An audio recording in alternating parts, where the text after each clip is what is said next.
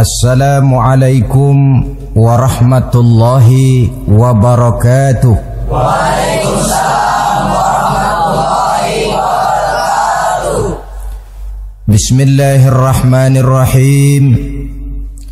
Alhamdulillahi rabbil alamin. Wassalatu wassalamu ala ashrafil anbiya'i wal mursalin Sayyidina wa maulana Muhammadin wa ala alihi wa sahbihi ajma'in, amma ba'du.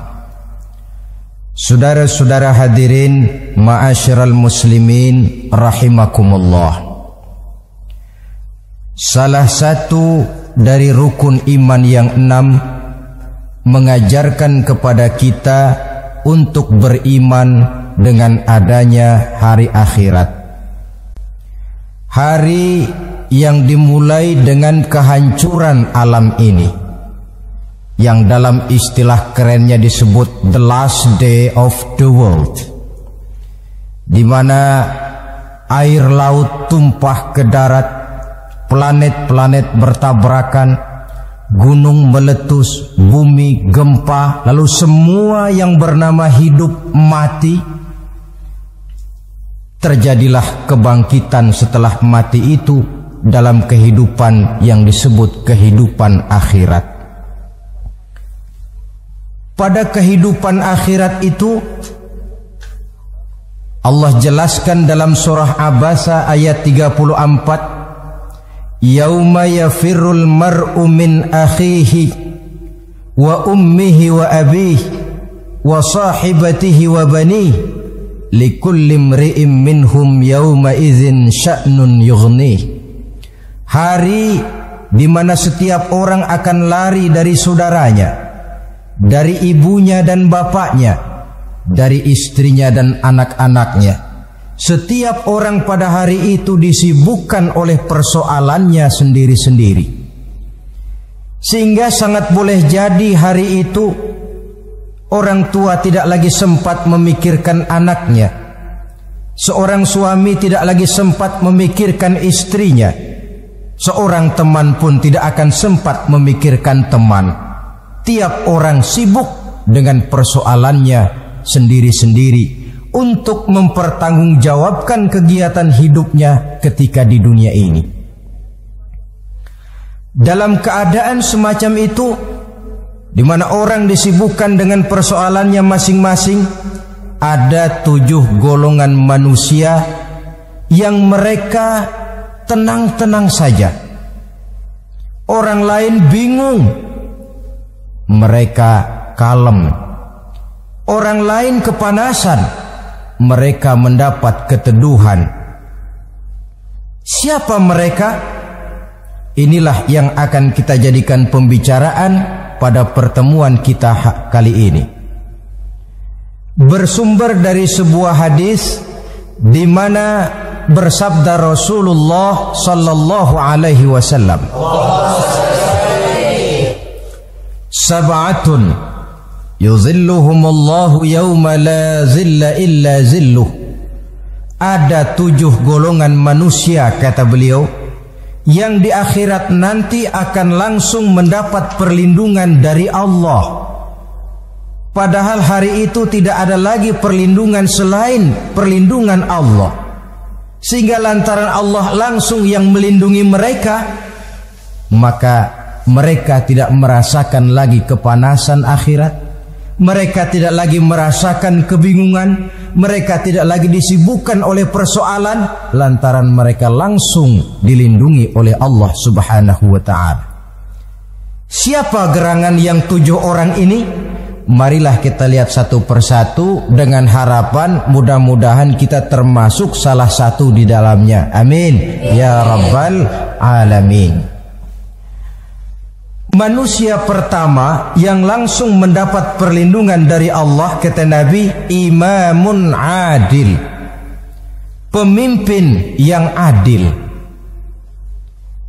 Siapa sih pemimpin itu dan apa artinya adil? Saudara hadirin, Secara umum yang dinamakan adil ialah at-tawassut bainal amraini. Orang yang pandai mengambil sikap jalan tengah dari dua persoalan yang dihadapinya. Biasanya tidak berat ke kiri, juga tidak berat ke kanan. Itu yang disebut adil.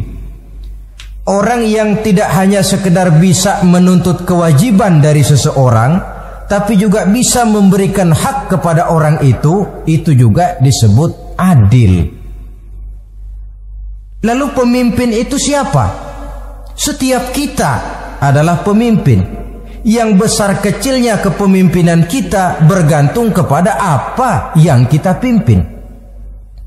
Dan sudah barang tentu bahwa setiap pemimpin akan dimintakan pertanggungan jawab dari apa yang dipimpinnya. Seorang pemimpin yang adil, dia menaungi orang-orang yang dipimpinnya dalam kehidupan di dunia ini. Pantas kalau di akhirat nanti Allah langsung menaungi mereka. Oleh karena itu, pemimpin merupakan suatu amanah. Jabatan di samping dia merupakan amanah juga merupakan nikmat. Dan nikmat itu akan bergantung kepada pandai atau tidak kita mensyukurinya. Beberapa contoh dalam sejarah bisa kita lihat. Seorang bernama Umar bin Abdul Aziz. Pada saat beliau secara aklamasi dipilih menjadi pemimpin, menjadi presiden, ucapan yang pertama keluar dari mulutnya, inna lillahi wa inna ilaihi raji'un. Coba bayangkan ini. Dipilih jadi pemimpin, diangkat jadi presiden, bukan alhamdulillah, malah inna lillahi wa inna ilaihi raji'un. Kenapa? Dia anggap jabatan itu adalah amanah. Menyia-nyiakan amanah berarti khianat, dan khianat ini adalah dosa besar. Pantaslah kalau Allah Subhanahu wa taala memperingatkan, nikmat bisa saja berubah menjadi azab kalau kita tidak pandai mensyukurinya. La in syakartum la azidannakum wa la in kafartum inna azabi lasyadid. Kalau kamu pandai bersyukur, aku tambah nikmatku. Tapi kalau kamu tidak pandai bersyukur, kamu ingkar, kamu lupakan nikmat Allah, awas, azabku amat pedih, kata Allah. Jadi berdasarkan logika dari ayat ini bisa kita katakan orang kaya. Ada orang kaya nggak di sini? Banyak. Ada orang kaya nggak? Yang kaya tolong dengerin. Orang kaya itu bisa masuk surga karena hartanya. Pun orang kaya banyak yang masuk neraka juga gara-gara hartanya. Tergantung syukur apa tidak syukur. Orang alim, ada yang alim di sini? Ada. Tolong dengerin orang alim, yang ustadz, yang kiai. Orang alim bisa saja masuk surga karena ilmunya, dan orang alim pun bisa masuk neraka karena ilmunya. Pejabat, ada pejabat? Banyak. Pejabat itu bisa masuk surga karena jabatannya. Pun pejabat itu bisa masuk neraka karena jabatannya, bergantung syukur apa tidak. Kalau ada orang kaya, hartanya didapat dari jalan yang halal, berusaha menurut yang disyariatkan oleh Allah, lalu hartanya itu tidak cuma untuk ditumpuk 7 turunan, namun juga berfungsi sosial.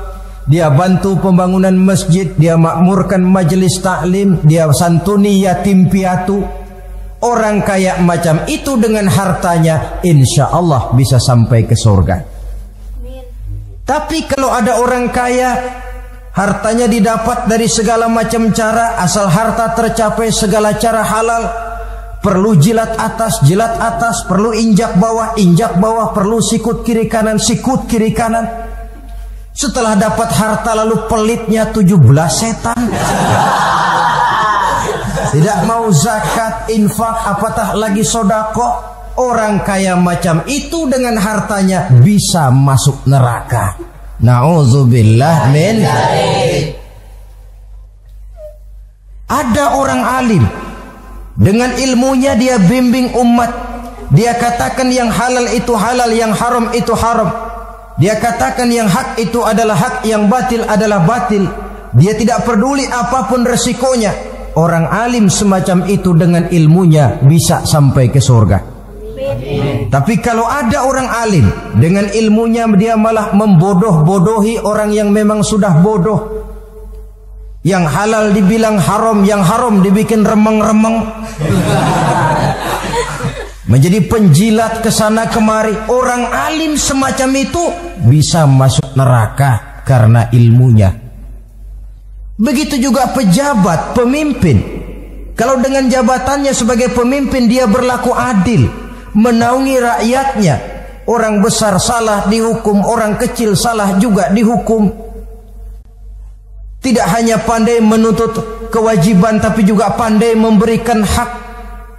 Pemimpin yang adil semacam ini mensyukuri nikmatnya jabatannya, dia bisa sampai ke surga karena jabatannya.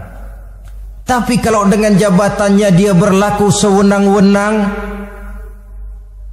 yang besar salah didiamkan, yang kecil salah segera ditegakkan hukum, hanya pandai menuntut kewajiban dari rakyatnya tapi tidak pandai memberikan hak, maka pemimpin semacam ini lantaran tidak pandai mensyukuri nikmat, bisa saja nikmat itu berubah menjadi azab. Oleh karena itu saudara-saudara, pemimpin menaungi rakyat, pantas kalau di akhirat nanti Allah langsung menaungi beliau. Siapa pemimpin? Tiap kita. Bapak pemimpin di rumah tangganya, ibu pemimpin bagi anak-anaknya, Pak Lurah memimpin di kelurahannya, Pak Camat memimpin di kecamatannya, pemuda pemimpin bagi dirinya sendiri, akan dimintakan pertanggungan jawab. Kalian para remaja yang hadir di sini memimpin dirimu sendiri. Kau akan ditanya, tanganmu kau lebih banyak gunakan buat apa? Kakimu lebih banyak kau bawa jalan kemana? Lidahmu lebih banyak membicarakan apa? Dan hari pertanggungan jawab nanti kalian jangan berharap akan ada saksi dari luar. Saksinya anggota badan kita sendiri. Dalam surah Yasin Allah jelaskan, Al-yawma nakhtimu ala afwahihim wa tukallimuna aydihim wa tashhadu arjuluhum bima kanu yaksibun. Ada kan di surah Yasin? Ada. Ayat berapa? Pokoknya Yasin dah.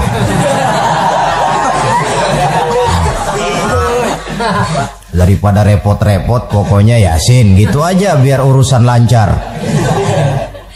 Al-yawma nakhtimu ala afwahihim. Pada hari itu kami kunci mulut mereka. Jadi tidak pandai lagi mulut ini bicara. Wa tukallimuna aydihim, tangan-tangan mereka yang akan bicara kepada kami. Wa tashhadu arjuluhum, kaki mereka akan memberikan kesaksian bima kanu yaksibun, terhadap apa saja yang telah pernah mereka lakukan dalam kehidupan di dunia ini. Hari pertanggungan jawab. Oleh karena itu kalau kita memimpin diri sendiri, berlakulah adil kepada diri sendiri. Nah, lalu masalahnya memang kita mesti adil kepada siapa saja sih? Ada 3 hal pokok yang kita harus berlaku adil. Pertama, adil kepada Allah. Yang kedua, adil kepada sesama makhluk. Dan yang ketiga, adil kepada diri sendiri. Adil kepada Allah artinya apa? Mendahulukan hak Allah daripada kepentingan pribadi. Kalau sudah datang waktu sholat asar misalnya, walaupun sedang enaknya latihan voli, berhentilah dulu sebentar. Sholat kita adil kepada Allah. Adil kenapa? Dalam contohnya dengan sholat misalnya, sholat itu kan sehari semalam 5 waktu yang wajib. Betul apa betul? Betul. 5 waktu. Lah sholat itu kalau sholat bagus taruhlah 7 menit. Kalau sholatnya itu kilat 4 menit. Ada lagi yang kilat khusus, nggak pakai perangko, 2 menit barangkali selesai. Taruhlah 5 menit kita ambil yang bagus. Kalau 5 waktu kali 5 menit kan cuma 25 menit. Sementara Allah memberikan kita hidup ini 24 jam sehari semalam.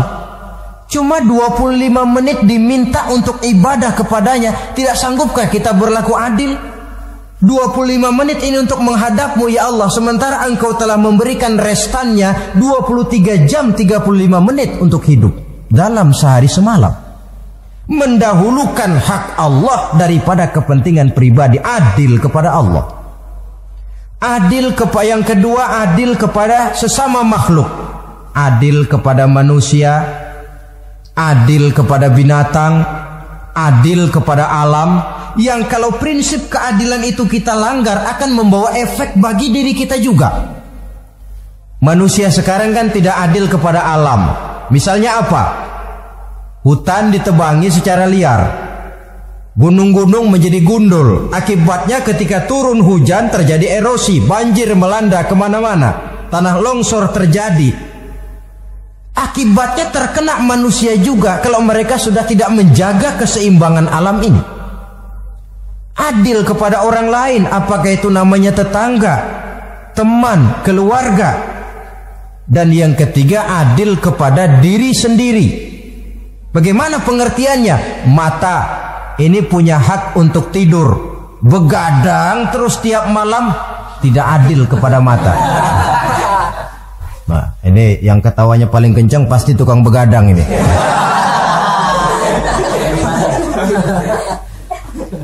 Perut ini punya hak untuk tidur, puasa saja siang malam, mengurangi hak perut. Adil kepada diri sendiri. Untuk kehidupan yang akan datang di akhirat, pasti akan kita temui, kita yakini keberadaannya. Yang oleh karena itu, kalau kebetulan kita ini adalah pemimpin, sekurang-kurangnya pemimpin bagi diri sendiri, marilah kita berusaha menjadi pemimpin yang adil, supaya nanti di akhirat Allah Subhanahu wa ta'ala memberikan perlindungan langsung kepada kita. Amin ya rabbal alamin. Ini yang pertama.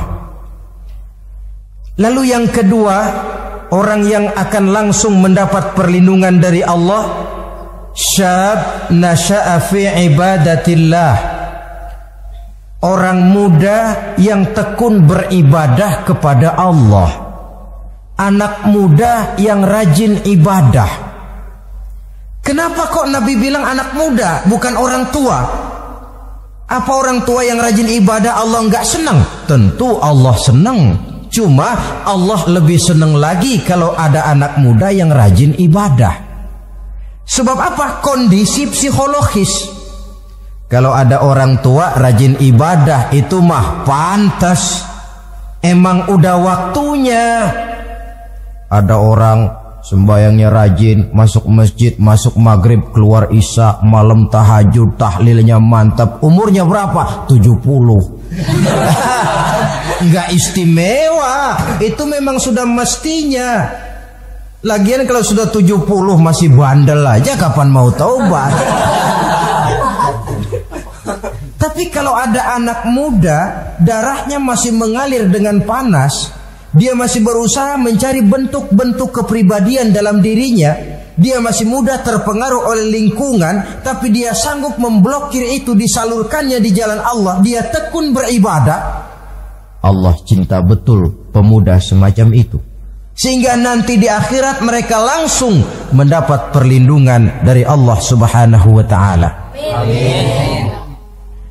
Selalu pembangunan yang mengarah kepada modernisasi diikuti dengan proses pergeseran nilai. Dalam kondisi semacam ini, kehidupan remaja pemuda yang masih mencari identitas dan pembentukan kepribadiannya mudah terpengaruh oleh hal-hal yang ada di sekelilingnya. Sehingga sangat boleh jadi apa yang dianggap orang dulu tabu lalu dianggap biasa. Yang aneh-aneh malah dijadikan model. Yang dilarang malah nekat diterjang. Di mana norma dan kaedah-kaedah moral tidak lagi mendapat perhatian yang wajar. Dalam kondisi semacam ini terjadilah proses peluncuran moral, dan hampir di mana-mana kehancuran suatu bangsa dimulai dengan kehancuran moral daripada generasi mudanya. Oleh karena itu pemuda yang tekun ibadah ini sangat positif dampaknya dalam kerangka pembangunan umat. Pak, ibadah itu apa sih? Kalau jadi pemuda yang tekun ibadah, apa kemana-mana mesti bawa tasbih? Mungkin. Apa mesti pakai peci terus? Boleh jadi. Apa kemana-mana mesti pakai kain sarung? Ya tidak juga. Ibadah kan artiannya luas. Segala perbuatan yang diperintah dan karenanya bertujuan mencapai ridho Allah, itu bernama ibadah. Kalian remaja berangkat menuntut ilmu, pergi pagi pulang siang, membekali diri menuntut ilmu, itu ibadah. Kalian pulang ke rumah, ibu bapak memerintah taat kepada orang tua, ibadah. Membersihkan lingkungan, ibadah. Bahkan jaga di waktu malam pun kalau untuk dengan niat bismillah, saya jaga malam ini untuk ketenangan rakyat supaya mereka tekun dan tenang melaksanakan ibadah, itu tercatat sebagai amal soleh yang bernilai ibadah. Jadi tidak cuma sekedar sujud, tidak cuma sekedar baca Quran, seluruh aspek kehidupan manusia yang diperintah Allah dan yang bertujuan mencari ridho Allah itu bernilai ibadah. Pemuda yang tekun melaksanakan ibadah kepada Allah, apalagi terutama adik-adik remaja yang hadir pada kesempatan ini, masa muda itu masa yang paling indah memang. Sampai orang Kulon bilang, there is not delightful memorize. Iya, barat itu kan Kulon. Saya lebih senang pakai orang Kulon saja. There is not delightful memorize and then the youth moment. Bahwa tidak ada masa yang lebih indah selain masa muda. Tapi masa muda yang katanya indah itu sebentar. Sebentar sekali. Kalau kita tidak pandai memanfaatkannya dengan sebaik-baiknya, boleh jadi dia akan hilang tanpa sesuatu yang ada artinya buat hari depan. Dan hari depan itu sebagian besar ditentukan oleh masa muda sekarang ini. Karena itu kepada yang muda saya berpesan, pergunakanlah masa muda itu dalam ketekunan beribadah kepada Allah. Ibadah dalam artian yang seluas-luasnya. Jangan seperti pepatah orang itu, kelapa muda katanya kupas-kupasin, kelapa tua tinggal batoknya. Selagi muda puas-puasin, udah tua tinggal bongkoknya. Iyalah, kalau dipuas-puasin dalam arti yang positif, boleh. Mumpung masih muda, puas-puasin nuntut ilmu. Mumpung masih muda, puas-puasin ibadah. Mumpung masih muda, puas-puasin berbakti kepada kedua orang tua. Puas-puasin dalam artian yang positif tentu saja bagus. Tapi kalau puas-puasin dalam arti menghambur umur untuk sesuatu yang mubazir, bergadang di pinggir-pinggir jalan, lalu mulai berkenalan dengan morfin, narkotik, ganja, terperangkap oleh budaya-budaya modern yang menyesatkan, terpancing oleh model-model baru yang kelihatannya menarik tapi sebenarnya tidak bermanfaat, entah pada akhirnya akan mendatangkan penyesalan kepada kita saja. Coba, belakangan ini saya dengar di Jakarta akan ada satu festival yang disebut Festival Ngeceng.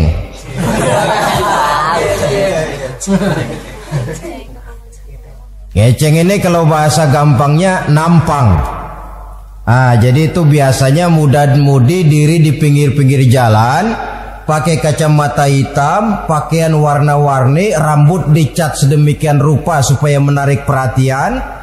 Mereka diri di pinggir-pinggir jalan, nampang, istilah ngepopnya ngeceng katanya. Oh, ini mau diadakan festival, secara langsung atau tidak, festival ini kan mempopulerkan ngeceng jadinya. Yang tadinya orang awam nggak kenal, lantaran diangkat ke permukaan jadi terkenal. Kalau sudah terkenal lalu jadi mode. Kalau sudah jadi mode, latahan.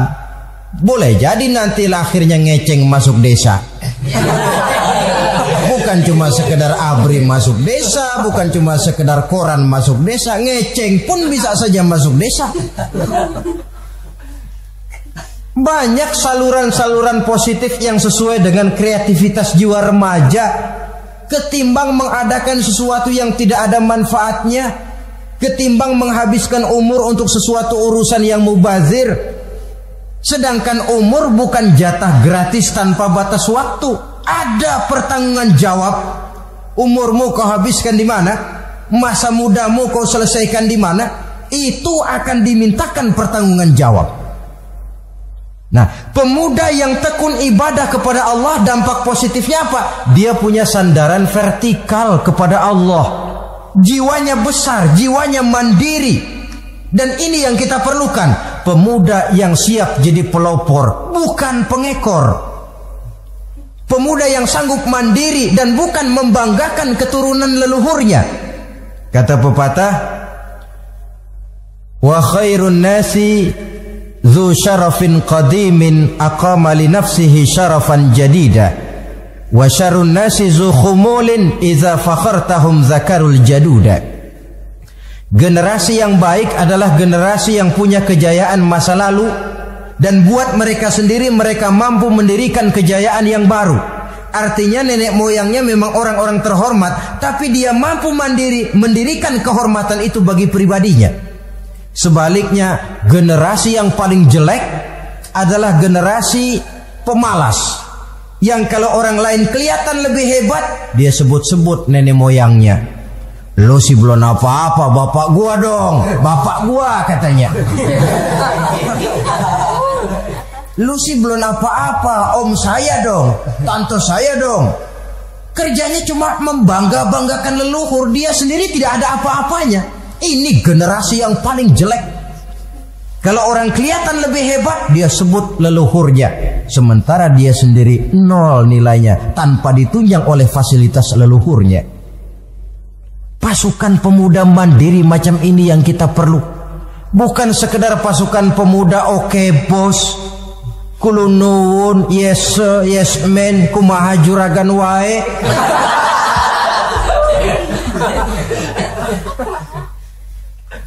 Dan terus terang kita miskin dengan pemuda yang mandiri, yang punya kepribadian, yang berani berkata ya terhadap yang benar dan berani berkata tidak terhadap yang tidak benar.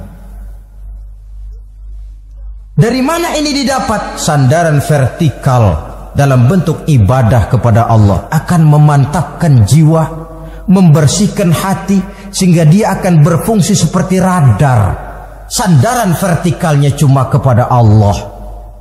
Inilah dampak positifnya. Karena itu tentu saja kita berharap sekurang-kurangnya pemuda-pemudi yang hadir pada kesempatan ini menjadilah pemuda-pemudi yang tekun beribadah kepada Allah. Amin. Amin.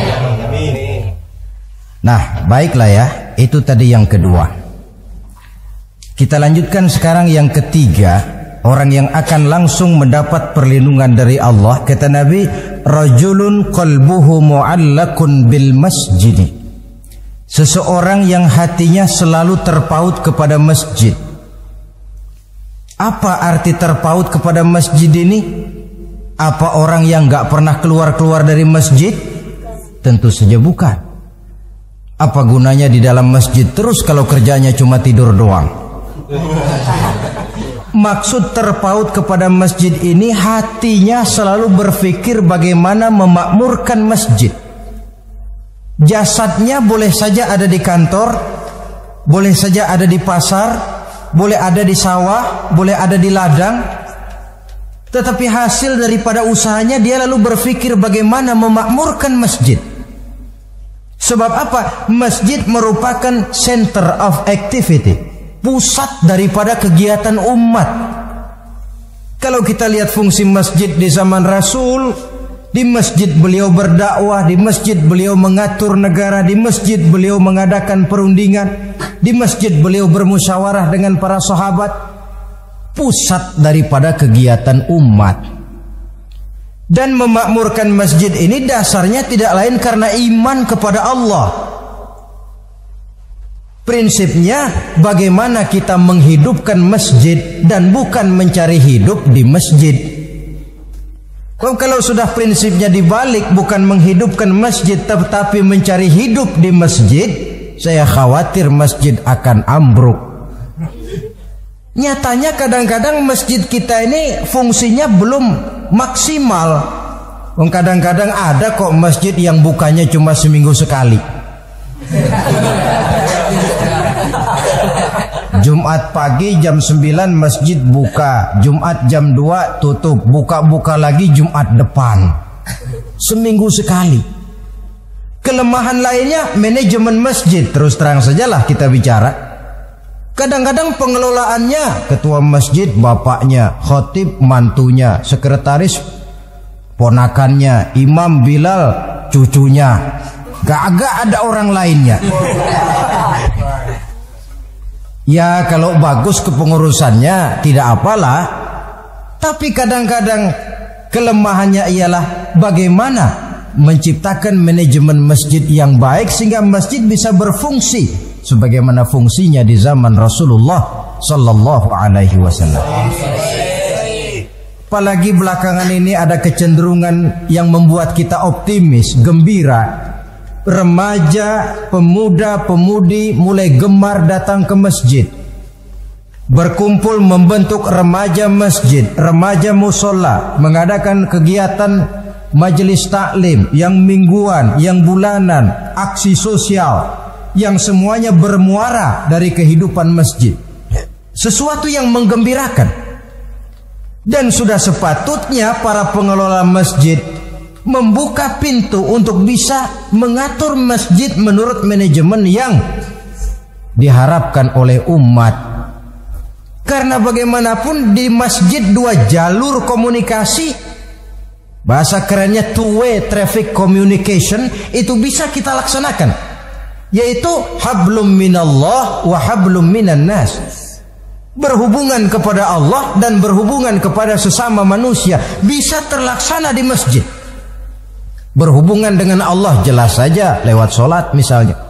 Berhubungan dengan sesama manusia jelas saja lewat musyawarah, lewat majelis taklim, lewat kegiatan-kegiatan yang mensyiarkan agama. Dan begitu selanjutnya. Saudara hadirin yang saya hormati, memakmurkan masjid sebagai rumah Allah. Sebab dalam hadis kursi Allah katakan, inna buyuti fil ardi al masajid wa inna zuwari fiha ummaruha. Rumahku di permukaan bumi adalah masjid-masjid, kata Allah.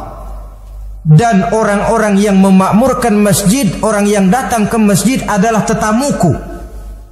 Kalau Allah memerintahkan kita menghormati tamu, tentu Allah lebih tahu bagaimana menghormati tamunya sendiri. Allah mengajarkan kita, hormatilah tamumu.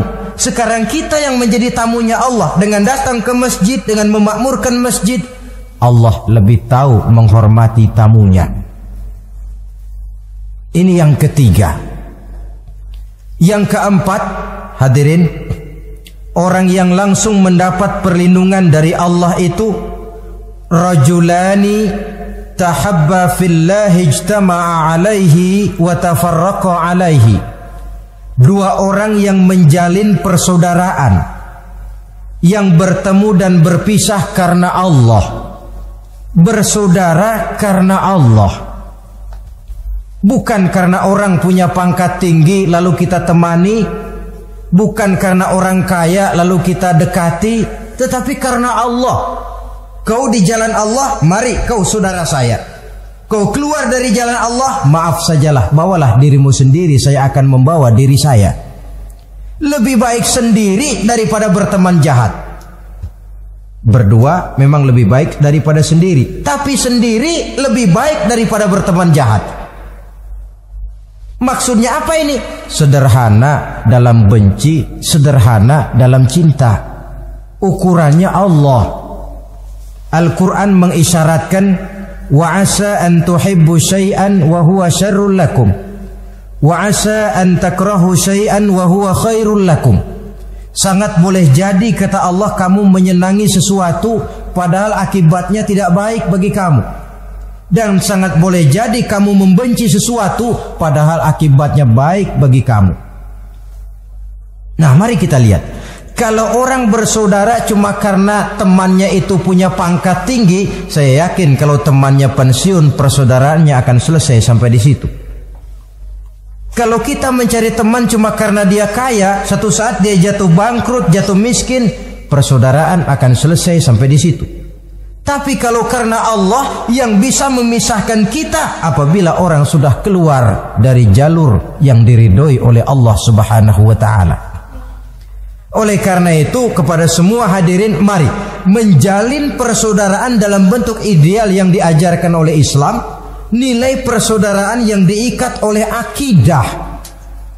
Kalaupun harus benci, bencilah sederhana, tidak habis-habisan ngebenci orang. Kalaupun harus cinta, cintalah sederhana. Boleh jadi yang hari ini kita benci bukan main, besok kita senangi. Mungkin yang hari ini kita cintai mati-matian, besok sudah berubah menjadi yang kita benci. Sederhana saja, tidak usah berlebih-lebihan. Kalau nilai persaudaraan yang diajarkan ini bisa kita wujudkan, persaudaraan yang diikat dengan nilai akidah, maka dari persaudaraan semacam itu insya Allah kita bisa berbuat banyak untuk kepentingan diri, keluarga, masyarakat kita pada umumnya. Ini kelompok yang keempat. Orang kelima yang nanti langsung mendapat perlindungan Allah, rajulun da'athum ra'atun zatu mansibin wa jamalin ila nafsiha faqala inni akhafullaha rabbal alamin. Seorang laki-laki, kata Nabi, yang dipanggil oleh perempuan cantik. Laki-laki normal dipanggil oleh perempuan cantik. Untuk apa? Diajak melakukan perbuatan yang negatif. Tidak ada orang yang tahu, tempatnya sepi. Apa yang terjadi? Orang ini berkata, inni akhafullaha rabbal alamin. Maaf saja, saya takut kepada Allah. Orang yang bermoral nanti di akhirat langsung dilindungi oleh Allah. Tidak mudah jatuh oleh bujuk rayu, tidak mudah terpesona oleh wajah-wajah yang menggiurkan. Seperti dalam sejarah yang terkenal itu Nabi Yusuf alaihi salam. Kenal kan Nabi Yusuf? Nabi Yusuf itu bekerja di istana Kitfir. Kitfir ini punya istri namanya Zulaikha. Orangnya cantik. Diam-diam Zulaikha ini rupanya naksir sama Yusuf. Satu hari suaminya tidak ada di rumah, pintu dikunci-kunciin. Setelah pintu semua terkunci, dia panggil Nabi Yusuf, "Hai Talak, Yusuf, sini." Kata Yusuf, "Mau ngapain?" "Pokoknya sini." "Iya, mau ngapain?" "Iya, kayak orang-orang, ngapain sih?"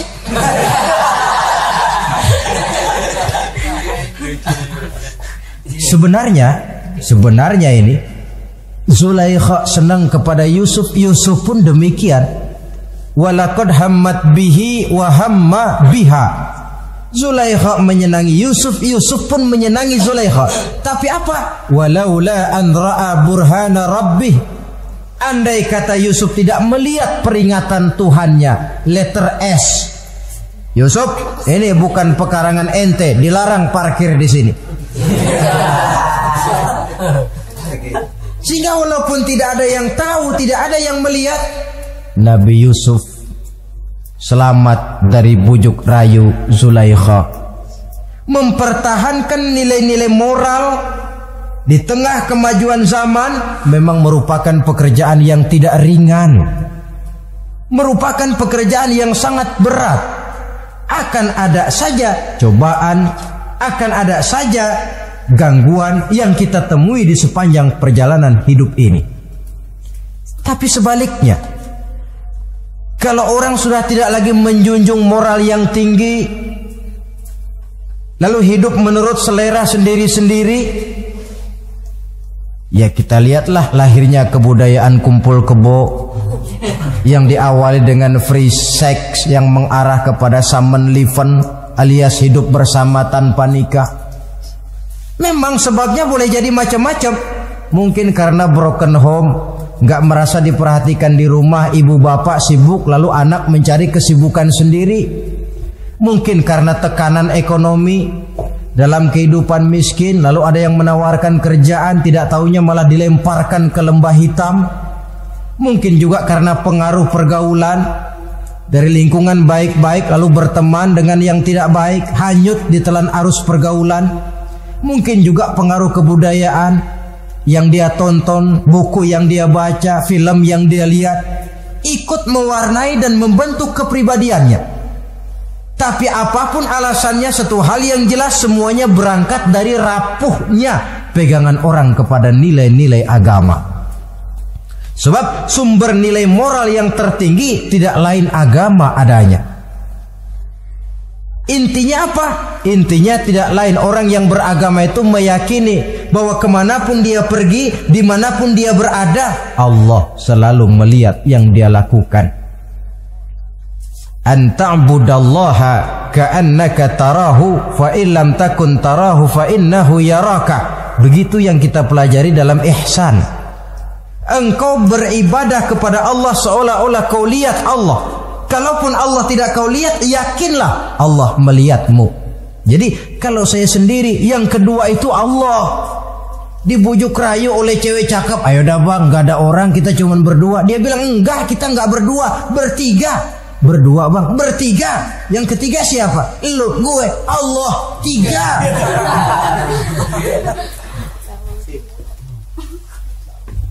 Di kantor mau korupsi dia kasak kusuk, gerasak gerusuk cari apa yang seharusnya menjadi hak orang lain. Tidak ada yang lihat, tapi dia tidak sendiri. Saya berdua. Yang kedua, Allah. Merasakan kehadiran Allah dekat dalam hidup. Nilai moral semacam ini menyelamatkan masyarakat. Pantas kalau orang semacam ini di akhirat nanti langsung mendapat perlindungan dari Allah Subhanahu wa ta'ala. Karena itu terutama adik-adik remaja yang hadir, sebenarnya yang paling mahal dalam hidupmu adalah harga dirimu. Kalau itu sudah terjual dan tergadai, apalagi yang bisa kau banggakan dalam hidup ini? Titel yang berenteng barangkali, harta yang banyak, mobil yang serba berkilat barangkali.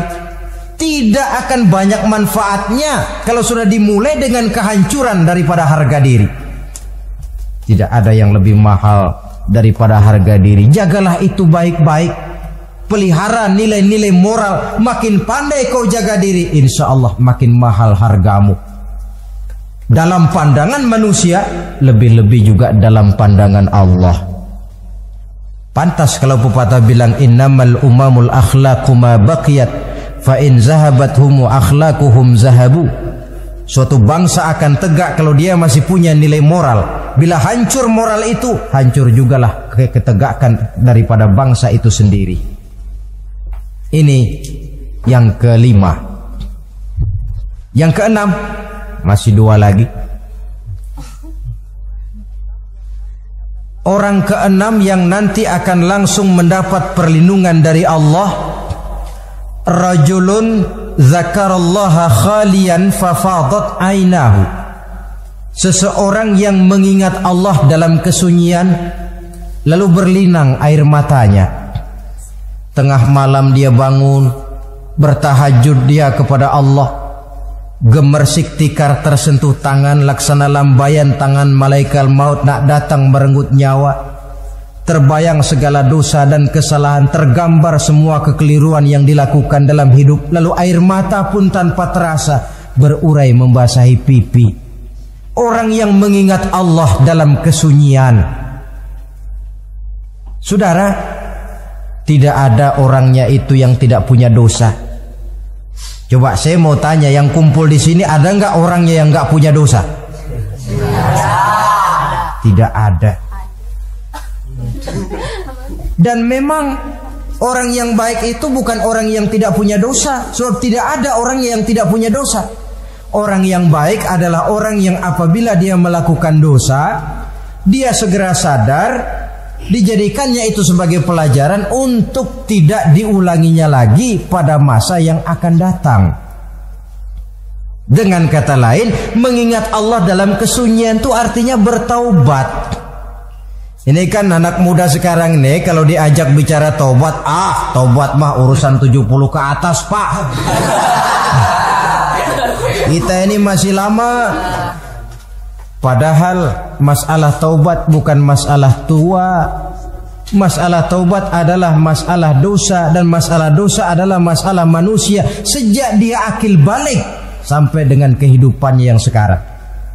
Sengaja atau tidak, besar atau kecil, ringan atau berat, tiap kita mesti mempunyai yang namanya dosa. Allah Maha penerima taubat sepanjang nafas belum sampai di kerongkongan. Jikalau nafas sudah sampai di tenggorokan, baru kita mau melaksanakan yang namanya taubat. Kasihlah itu.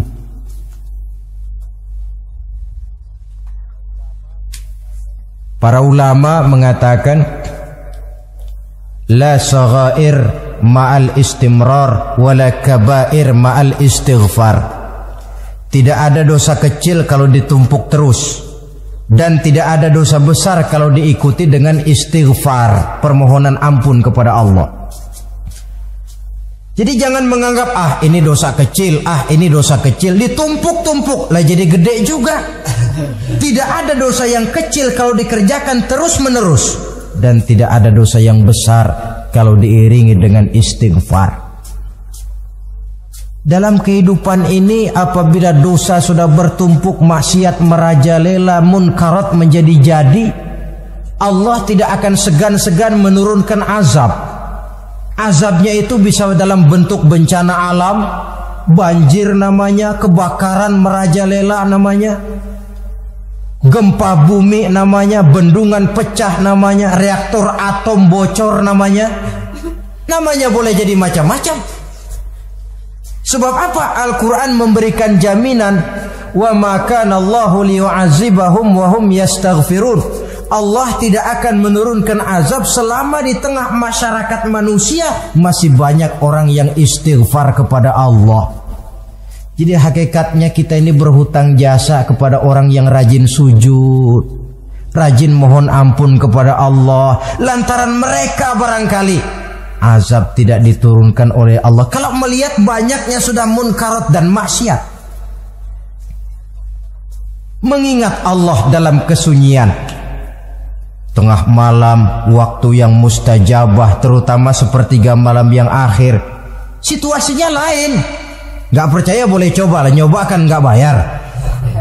Coba kalian bangun tengah malam, tahajud, kalian akan menemukan satu suasana yang lain daripada misalnya kalau kalian sembahyang zuhur tengah hari panas terik di tengah banyak orang. Hati bergetar.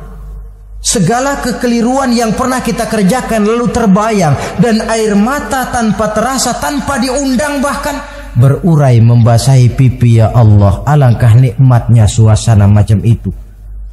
Menciptakan perasaan dekat dengan Allah, terwujud kedamaian batin. Dan ini yang banyak dicari orang sekarang, yang kadang-kadang karena terlalu ingin mencari kedamaian lalu keliru jalan.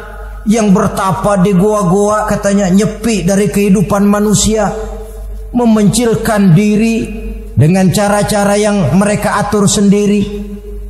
Tidak macam itu. Quran punya resep. Ala inna bi dzikrillahi tatmainnul qulub. Ketahuilah, dengan banyak mengingat Allah, hati menjadi tenang, jiwa menjadi lapang, pikiran menjadi damai.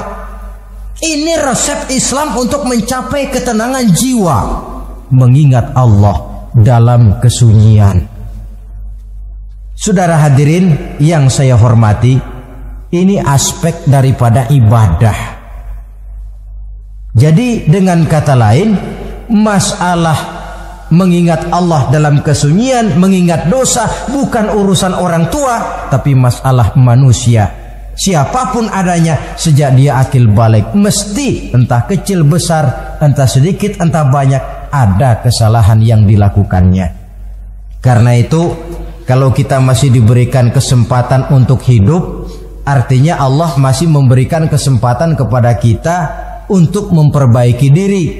Nanti kalau sudah sangkakala ditiup, alam hancur seperti yang saya jelaskan di awal tadi, sudah tidak sempat lagi, yang tinggal menyesal. Ada yang meratap lalu berkata, ya laitani kuntu turaba. Dalam Quran, aduh andai kata kita bisa balik jadi tanah aja dah dulunya, jangan jadi orang. Kalau dulu kita tetap jadi tanah mah nggak tanggung jawab apa-apa. Dijadiin orang sekarang mesti tanggung jawab, bagaimana ini? Bingung.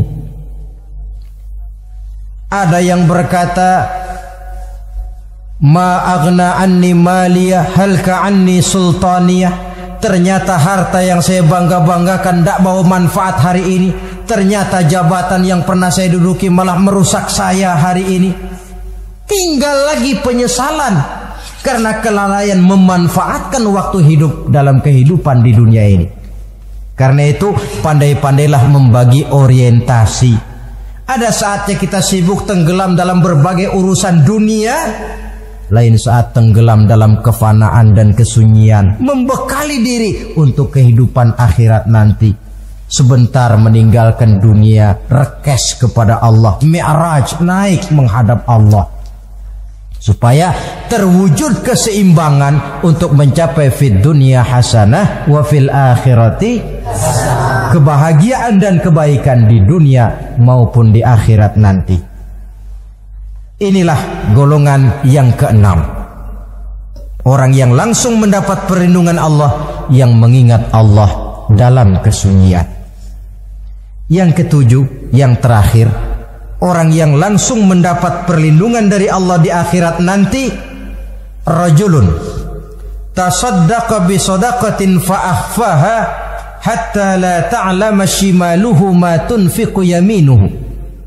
Seseorang yang bersodakoh, lalu dia ikhlas dengan sodakohnya sehingga tangan kirinya tidak tahu apa yang diberikan oleh tangan kanannya. Orang yang pemurah, orang yang menyadari bahwa apapun yang dia punya dalam hidup ini cuma sekedar titipan. Fungsinya lalu seperti keran, menyimpan air tapi untuk disalurkan lagi kepada orang yang memang memerlukannya. Alangkah nikmatnya kalau Allah memberikan kepercayaan kepada kita untuk menjadi penyalur, distributor rezeki. Kalau kita ingat kemari, berpikir ke sini, kita tidak akan sayang lagi. Enak saja yang peras keringat banting tulang cari rezeki saya, sampean datang-datang mau minta. Lah, mungkin rezeki dia tapi lewat tangan kita. Satu kehormatan dari Allah kalau kita dijadikan seperti keran, menyimpan air tapi tidak untuk dirinya sendiri, disalurkannya kepada orang-orang yang memang memerlukannya. Tidak ada orang jatuh bangkrut lantaran bersikap pemurah, dan tidak ada orang jadi kaya raya lantaran dia bakhil atau pelit bin kikir alias medit.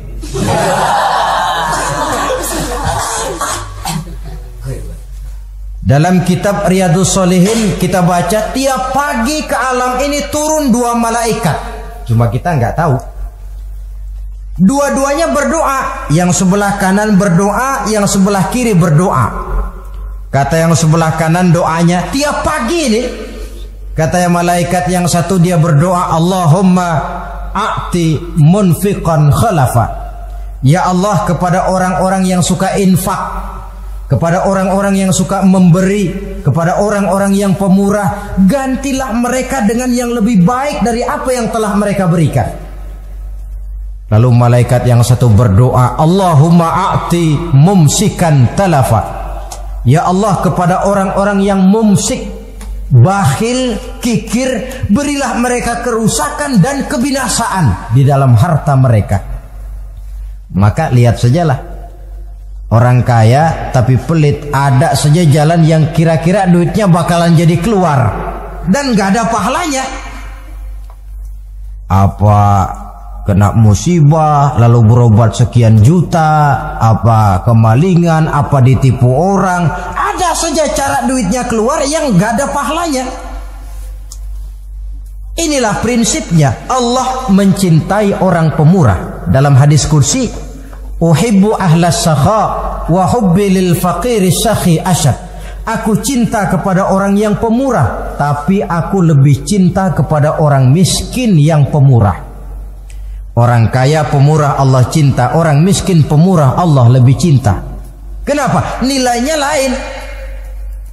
Orang kaya sedekah 500, orang miskin sedekah 500, sama 500-nya, tapi saya yakin pahalanya lebih besar buat si miskin. Kenapa? Buat orang kaya 500 apa artinya? Sekelebatan. Buat si miskin 500 dia mesti peras keringat banting tulang, tapi dia berani memberi seperti beraninya orang kaya. Nilai ini yang dilihat oleh Allah.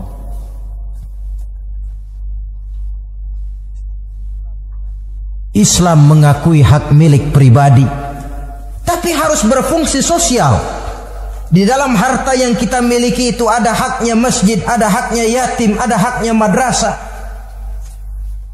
Dan Allah Subhanahu wa ta'ala bisa, saya katakan di awal tadi, merubah nikmat menjadi azab kalau kita tidak pandai mensyukurinya. Bersyukur kalau diberikan harta artinya mempergunakan harta itu sesuai dengan kehendak yang memberinya. Allah memberikan harta kepada kita. Apa yang Allah kehendaki? Supaya harta itu berfungsi sosial. Milik pribadi silahkan, tapi berfungsi sosial dalam kehidupan. Kita terus terang saja, umat Islam ini bukan tidak punya potensi, tapi tidak pandai menginventarisir potensi. Apa tidak ada orang Islam yang kaya? Banyak. Yang belum banyak yang mau berbuat atas nama dan untuk kepentingan agamanya. Kalau buat pribadinya berani bukan main. Itulah yang sering diungkapkan orang, pembangunan pesantren terlunta, ya, asrama yatim piatu tidak terurus. Ada orang membangun masjid, meletakkan batu pertama sekaligus jadi batu terakhir. Setelah itu la yamutu wa la yahya, mau dibilang hidup tidak kelihatan geraknya, mau dibilang mati pun tidak ketahuan kuburannya. Kurangnya kesadaran akan arti amanah dan titipan dari Allah. Lahirlah korun-korun abad 20. Kalian tahu sejarah korun? Saking kayanya korun, kunci gudang hartanya itu saja onta yang bawa. Itu baru kunci itu. Onta yang bawa. Ketika orang tanya, anna laka hadza ya korun, hartamu begini banyak dari mana kau dapat korun? Ya saya usaha, tidak ada hubungannya sama Tuhan katanya. Apa yang terjadi? Lantaran kekurang ajarannya melupakan nikmat, korun dan seluruh harta bendanya ditenggelamkan Allah oleh gempa bumi. Makanya orang sekarang kalau dia macul ketemu harta, apa katanya? Gue dapat harta karun. Peninggalan si korun itu barangkali dahulunya. Saudara-saudara, oleh karena itu kalau kita oleh Allah diberikan amanah berupa harta, pandailah bersyukur dan jadilah orang yang ikhlas dalam bersedekah. Nah, inilah pertemuan kita pada kali ini. Walaupun singkat, mudah-mudahan sekali lagi kita termasuk salah satu di antara 7 golongan yang di akhirat nanti langsung mendapat perlindungan dari Allah. Amin. Terima kasih banyak atas segala perhatian. Mohon maaf atas segala kekurangan. Usikum wa nafsi bitaqwallah. Wassalamualaikum warahmatullahi wabarakatuh.